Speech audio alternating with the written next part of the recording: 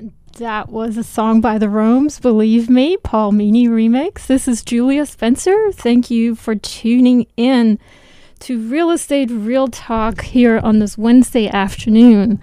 And so glad that you're here. I got you some uplifting tunes here to start you off with. Today, last day of February 28th, 2018.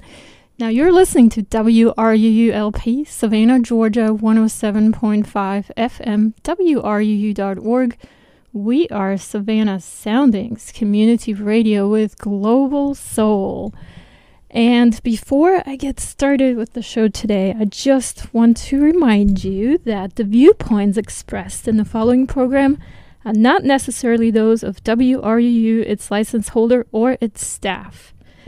And with that, let's dive right in. First off, you're listening to Real Estate Real Talk with Julia M. Spencer, myself. And I'm a local real estate investor. That's what I do full-time. Well, actually part-time for full-time pay. So I have the liberty to be here on the radio and share my information with you every week. And hopefully you're a returning listener. If you are, thank you.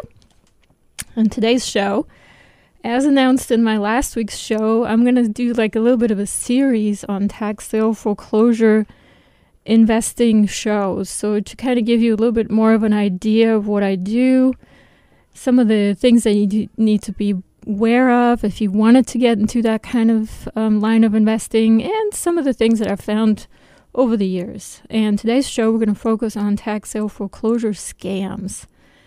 And unfortunately, there's a lot of stuff out there that you may not know about, and I'm going to share two of those with you here. And basically, I want to share two case studies with you today. There's going to be a lot of me talking here, and I forgot my water, so bear with me. But I want to talk to you about two case studies. One is where an investor basically got scammed, and in the second case, hopefully I can get to it, where an individual person got scammed. And let's just dive right into it. I'm going to take a couple breaks in between, but I wanted to share these stories with you because I think they're important for you to be aware of if you want to get into that kind of investing. So the first case study is about an investor, a friend of mine actually, that you probably heard of on the show before, because I've published I was on his podcast before, and I played the two episodes that I was on here at WRUU for you. And basically, he's an investor based out of Las Vegas. He has investment properties all over the country, even close to here somewhere. I think Hilton Head, South Carolina is where he has some properties. But basically, he called me a couple of days ago, and this is like the newest news here in Julia M. Spencer's investing world. And he basically called me a couple of days ago and asked me if he could pay me to be an expert witness on one of his cases, one of his lawsuits that he is filing against a company that has basically screwed him out of a lot of money doing tax sale foreclosures. So being a tax foreclosure investor myself, as I am, my interest, of course, immediately is piqued. And I got back with him and I said, hey, yeah, you don't have to pay me, but let me present your story here to the Savannah community, WRUU, and share that story with people, kind of educate people about what happened to you. And hopefully people can then take the proper steps to protect them, or else get a little bit more educated on some of the things that we have found. So, this is what happened. Jason, and he is the investor in question here, he basically signed up a couple of years ago, I want to say maybe like 10 years ago, from some of the documents that I saw, with a company that basically went around and collected investors and their money. Really, they were mostly interested in their money, but basically collected investors and then went to auctions on behalf of those investors and bought tax liens for them. Now, he didn't buy anything in Georgia. I think he has some liens that he bought in South Carolina, but the paperwork he presented to me was actually from the state of Illinois, and there was several counties. I can't remember the names now, but let me talk a little bit about the state of Illinois. Illinois is a lot like the state of Florida. It's a bid down the interest state. It's very different than what we do here in Georgia, in the fact that you basically go online. You can also go in person. I don't know how they do it in Illinois, but let me just parallel that with the state of Florida because they have a similar process. And you basically have all these liens that are going up for bid once a year for the previous tax year that the taxes weren't paid. And instead of upbidding the price on those liens, like normally would happen in an auction, like the same way that we do it here in Chatham County, where, starting bids maybe $500 and people bid up, and then eventually the price ends up being, a much larger amount. But in this state, there's no upbidding of the price. Instead, there's a downbidding of the interest. The max interest, I believe, in the state of Illinois is 18%. And then the winning bidder is the person that bids the least amount on that particular lien. So let me explain that. What then happens is all the entries and bids are tallied, and then there's a cutoff date, or time and date, actually. And then the winning bidder is the person that bid the least amount. Now, let's say there's a lot of bidders that bid 0%, which does happen, and there's a whole nother discussion that I can go off on why people would do that. But let's say there's several people that bid like the same amount, then there's going to be a random drawing of who gets that lien. And you're basically getting that lien for that year that you just bought it from. Now, to continue with the story, Jason ended up investing a lot of money with this company that did these bids for him. And I believe at one point he actually mentioned that he had bought 197 liens through this company. And he showed me some of the tax documents there, and some of them ended up redeeming after a while. So he was contacted by the company, and money started coming in with the interest, which was, what Jason had expected. And at the end, there were 10 or so left that the company contacted him and basically said, all right, there's 10 left that we think that you should foreclose on. They were not paid off. They're active. And we want you to give us $17,000, about $1,000 per lien for the attorneys and $700 agency fee to us to get these properties into your name, foreclose on them. And there should be about $350,000 in equity there, about $35,000 per property. There was 10 of them. And Jason, in his good heart, sent the money to this company, $17,000. And after that, the company just disappeared, just poof, into thin air. And he tried calling them, they didn't answer. He tried to email them, no answer. And he eventually was able to reach them through a Skype line. And they didn't recognize the number, so somebody actually picked up. And then they were basically like, oh, we thought you were, we're glad you're still amongst the living. And it was, of course, a lot of, crap, basically, because it's not very hard to get a hold of Jason. He's had the same number forever, he says, same email forever. He answers his own phone. So anyways, the company just basically disappeared.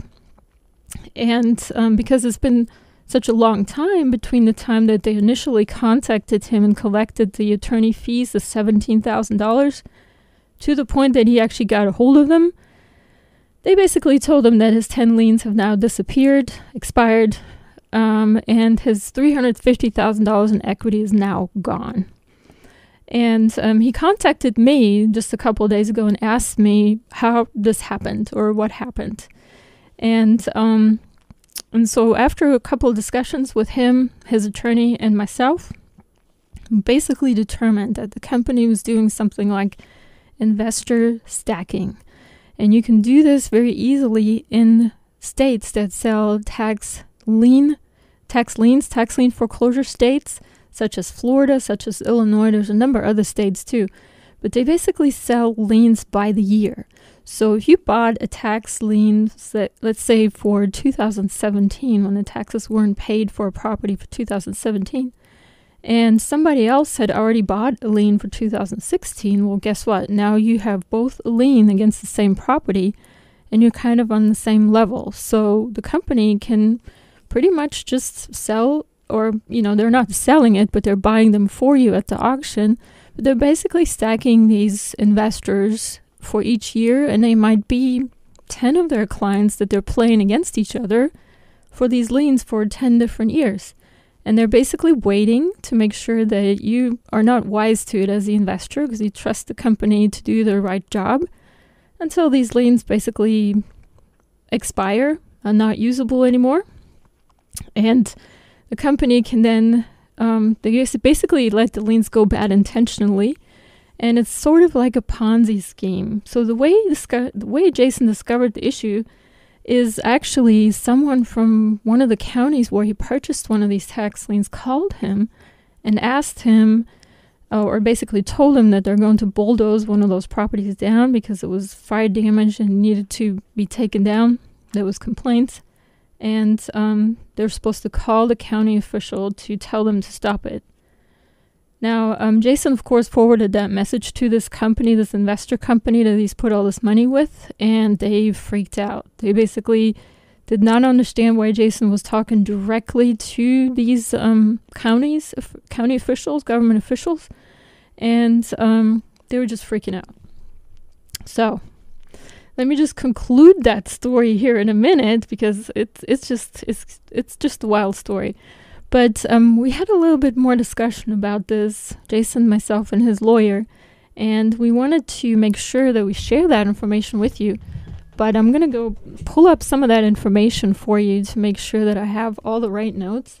And in the meantime, I'm going to just play you a real quick song, and I'll be right back. And here is, actually the song before this that I played was actually by the Rome's Believe, Paul Meany mix. And this one is by our new artist, Young Boy Sunny. And that was Young Boy by Sunny, a brand new song. And you are listening to Real Estate Real Talk with Julia M. Spencer. And we're talking about tax sale foreclosure scams today. And I just presented a little bit of a story from one of my investor friends, Jason, who got scammed by a company who's taken his money to invest in tax sale foreclosures. And I want to talk a little bit more about that, and also kind of share some of the things that you need to learn and take away from this if you're planning to invest in real estate. And maybe you have been approached by a company to do this for you as well. So anyways, after we had this little discussion, Jason sent me, and he actually had also a podcast show where he interviewed some of the other people that were burned by the same company. And he sent me a message by one of those other investors, and that person did a little bit digging, several people actually, and they basically found that most of the properties, the liens, were on properties that were houses that were boarded up, that were dumps, or it was vacant land that was way overgrown and not salvageable. And a lot of these properties are, the owners, it's unlikely that it would redeem these properties. So you basically have a very low chance to get your money back that you've invested, unless you went and foreclosed on these houses and then kind of tried to sell it yourself and make your money on that. Also, a lot of these houses that were bought at these tax lien foreclosures, the investors were told that the market value of these houses is extremely high. There was one example where a man had said that the property that he was sold was assessed at a tax assessor's website for about $50,000. And when he looked at it and checked it out, tried to sell it, the price went down to $15,000.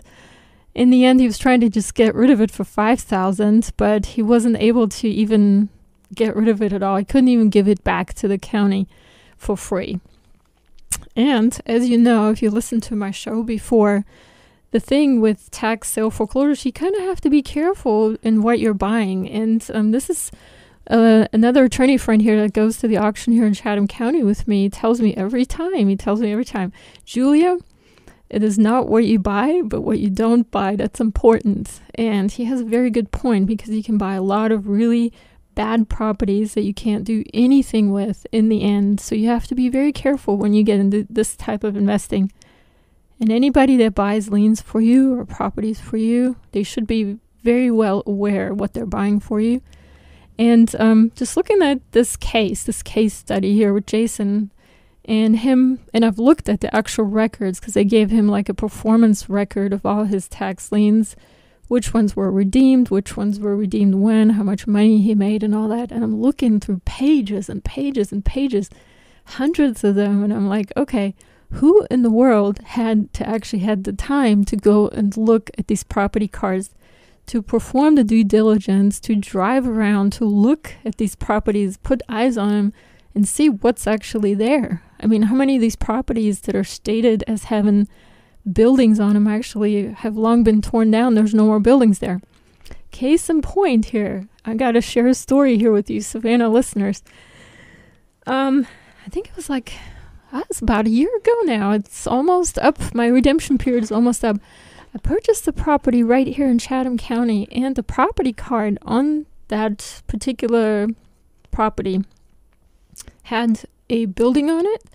There was a picture of the building, and it was taxed as improved real estate, which means for the land and for the building. And there was actually a tax assessed value on the property card of that building. And of course, me being here local, and I always put eyes on all my properties that are purchased first, drove to that location, and there's no building. It's gone. It's disappeared. It's a ghost building, apparently, but it wasn't there. In any case, at some point when the tax assessors came out, took the pictures, did the assessment, filed that paperwork with the courthouse, to the point that I drove there right before the auction and tried to assess whether that building is actually still there. And the reason I did do that, actually, because there was on the property card noted that there was fire damage, so I wanted to see the extent of it as far as I could see it from the street, and assess that, whether it's still a valuable investment, even with the little fire damage that it supposedly had, because I couldn't see it in the picture. And that's when I discovered there's no building. So what I'm trying to say with that is these investors, they were basically told to buy all these property. They were giving their good money to these investment companies that are supposedly going out and purchasing tax lien foreclosures for them that are probably even partially out of state, not local, and can't really put eyes on these properties that these other companies are buying for them. And a lot of them lost their money. They basically were purchasing liens on dumps, vacant land that's overgrown, not salvageable, and nothing can be done with those. So this is kind of like where we got into in our conversation earlier today with Jason. Now, in some areas, counties have what is called land banks.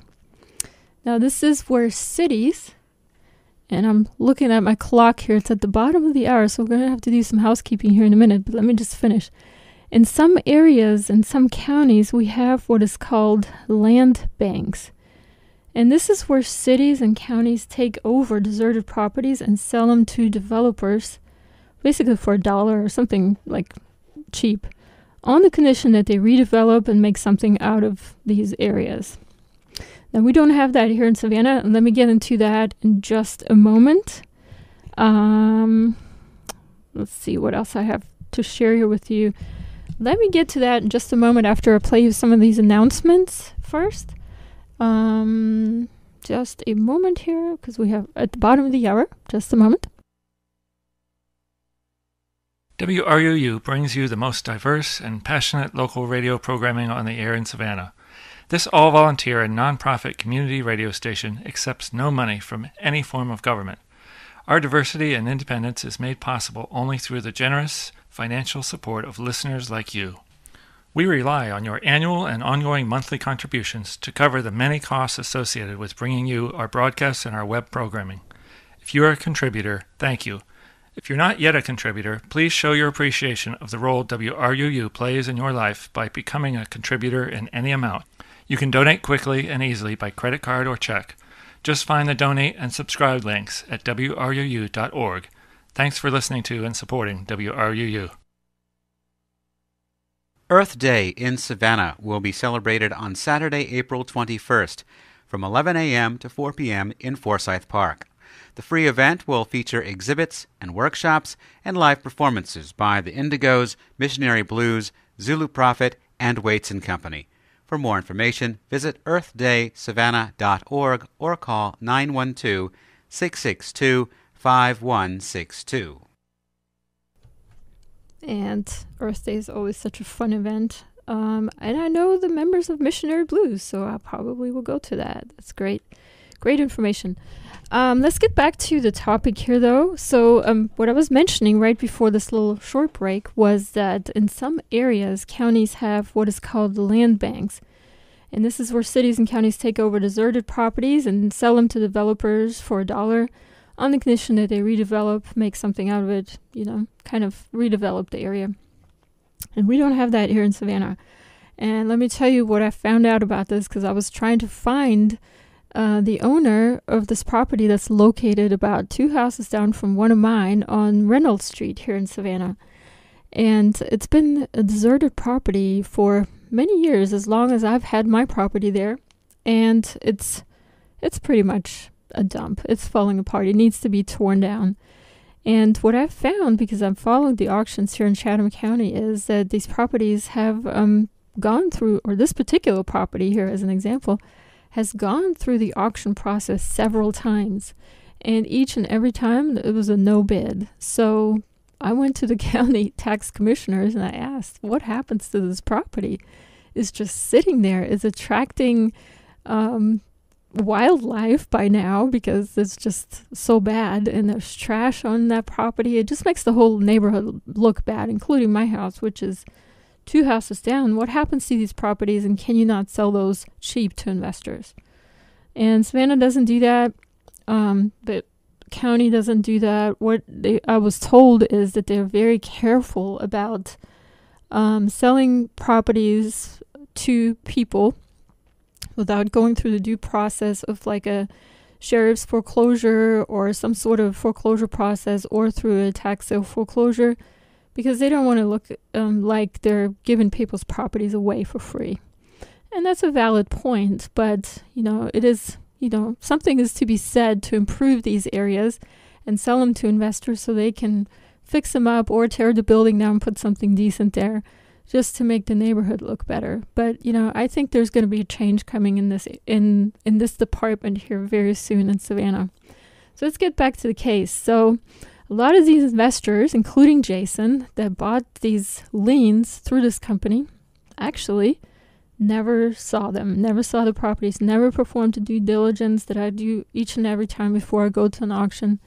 Unless I have people that are helping me with it and doing it for me. But if I don't have these people, I got to do it myself. And subsequently, these properties now had multiple tax liens on these houses. And each person that had a tax lien for any kind of year, could be different years, of course, are on the same level. They're on the same seniority level of who is eligible to get this house. And investors are stuck with bad houses that can't be sold, or, they're just stuck with them. They don't know what to do with them. So, as you know, Savannah investors always have a solution in those cases, actually. And what I've done before when I got stuck with useless properties, which has happened in my case when I was very young and very new to the process, I basically just gave them back to the original owner for $0, or I donated them to a charity and got a tax write-off, which still kind of made me some money at least, or at least enough for my investment to break even. And I learned a very valuable lesson on top of that, to never buy those again without looking at them first. So Jason, what he did, he put an investigative reporter on the case, and we basically did determine that this company did what is called investor stacking. And they basically made a commission on every sale. And if you recall what I mentioned earlier, the company had actually asked him for 10 properties. They collected $17,000 for 10 properties, $1,700 per property. $1,000 of that went to foreclose on the property to the lawyers, and $700 was an agency fee. So they collected an additional $700 on each property, and then just kind of waited it out quietly, hiding until the lien is no longer valid, and they could sell a new lien for a new year to a new investor and repeat the story over and over again. And that's kind of like what happened. So, the company is probably even swooping these properties from underneath their clients, maybe even buying subsequent liens themselves and foreclosing on them, waiting for previous investors that they've gotten under their wing to basically go away because their liens will not be valid anymore after a certain amount of years. And, they're basically stealing properties not just from the original owners, but from other investors. So here is the double whammy of being wrong with all of this. And it's a big conflict of interest, basically, because they're getting their clients to pay for old taxes, and then they swoop in as the new investor and buy the most recent liens and get the property for super cheap and not be responsible to pay any back taxes. Now, if you had listened to me just a few minutes ago, Jason bought 197 liens with this company. Some of them got redeemed. Lots of them didn't. And there are probably thousands of these liens that were sold to other clients like Jason. And the company just continued selling them. If you just do the math, if it's just one investor with 197 liens, 1,910 liens for 10 investors, multiply that by, say, 5 years, you got a big number of thousands of liens. And each one of these liens, this company is collecting a commission, and then they just disappear. The company just disappears. They either take the equity or they take the commission, or most cases do both. So this is what happened to my friend Jason here. I know this is a lot of information for you all. I hope I didn't put you to sleep. But that is kind of what's been going on in Julia M. Spencer's investment world here for today. That's what I've learned. So you got to be careful. If you get into tax sale foreclosure investing, tax lien investing, always know what you're buying. Do your due diligence, do your research, learn how to do that. And I'm going to talk about my second case study here, which involves an individual investor. An individual person, not an investor. Also having to do with tax liens and tax foreclosures. And I'm going to do that right after I play this next song for you. I'll be right back. And that was Lullaby with Rehab and Mike Williams.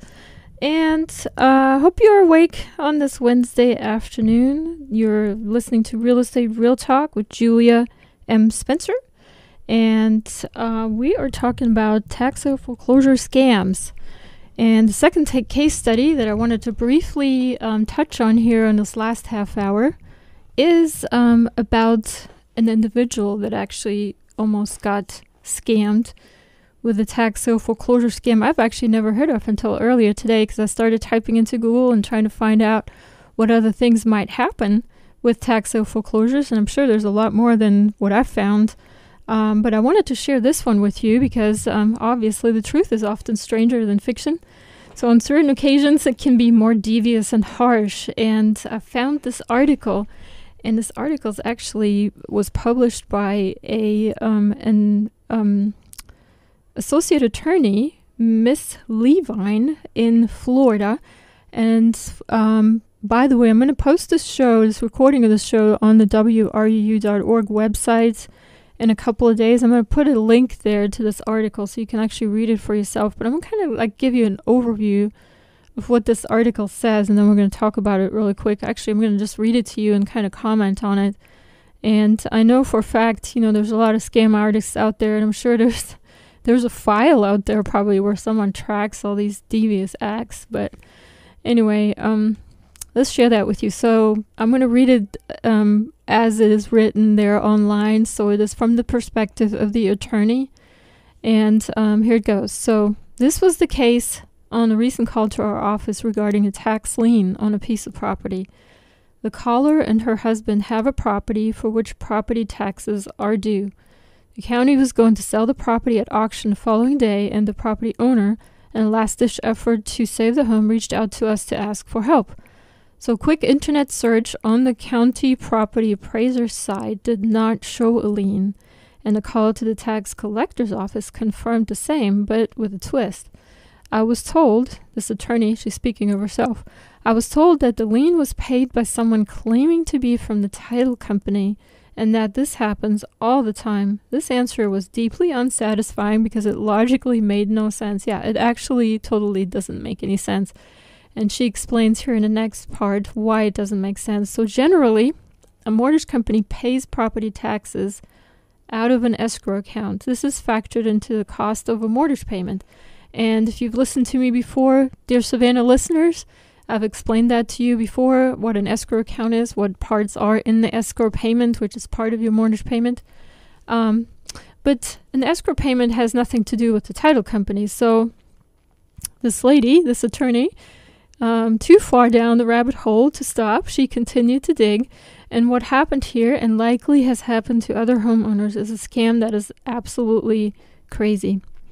So some lien speculators seeking to circumvent the system will go to the tax collector's office the day before a tax lien sale or the auction of the property and pay the lien off. And basically what they do is they circumvent the bidding process, and they don't have to pay above the face value of the lien.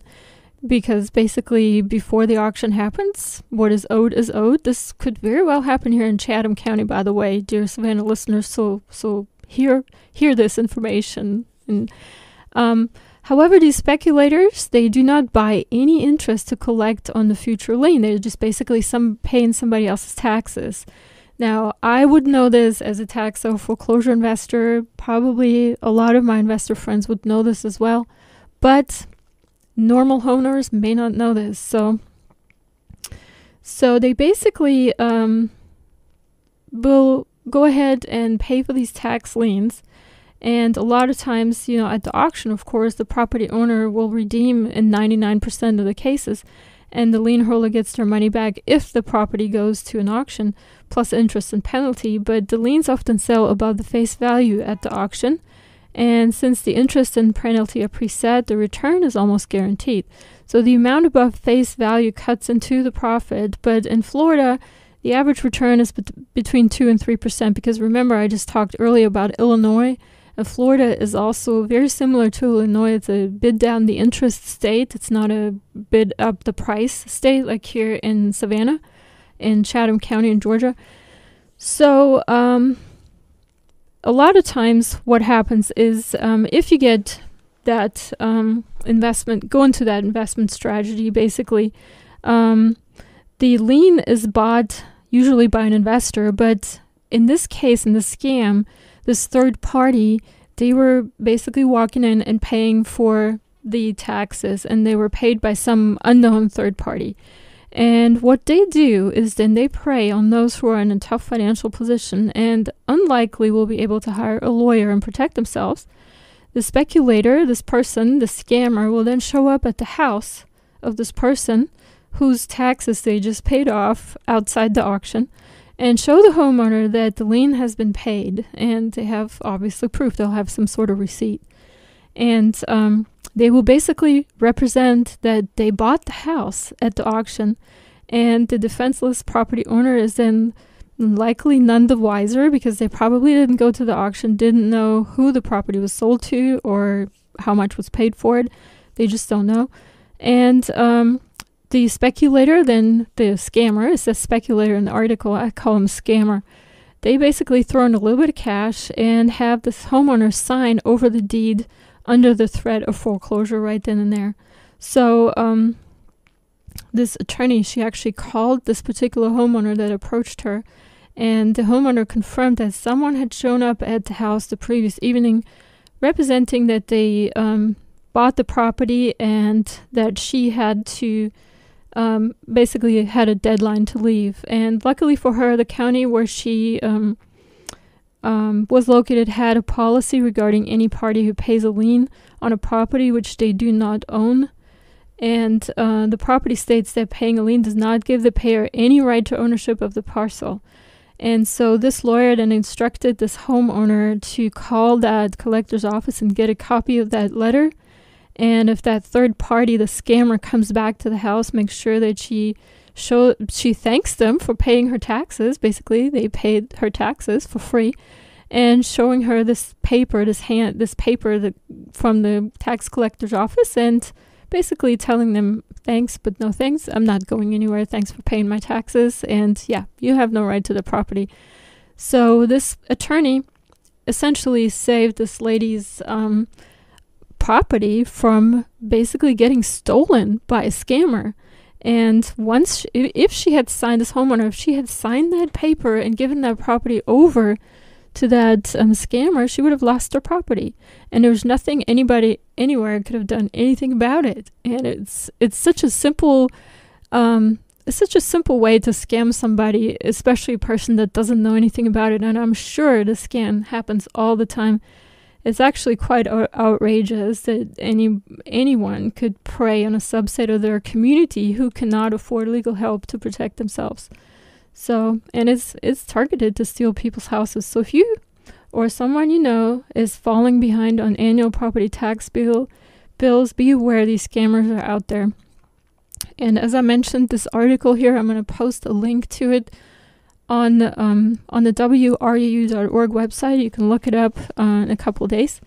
And the lady that has written it is Miss Levine, is an associate attorney with the law offices of Mofa, Sutton, and Donini, PA, and she's located in Florida. So educate yourself, make up your own mind, do your own thinking. I always advocate anybody listening to my show, anybody out there, anywhere, to start thinking for yourself. And if you have any questions, you can always reach me. My email is realestate@juliamspencer.com. You can, my email address is realestate@juliamspencer.com. And my website is juliamspencer.com, just that. So my goal is to make you a smarter investor and warn you of the Wild West out there, because that's really what it is.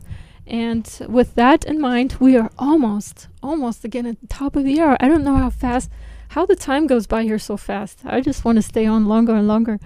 Anyways, I'm going to play a short song. I'm going to collect a little summary and give you a little bit more information before I sign off for the day. This next song is by Jaguar Ma, Obi-Wan. Jaguar Ma, Obi-Wan. Thank you for tuning into Real Estate Real Talk with Julia M. Spencer. And we were talking today about tax sale foreclosure scams that are out there.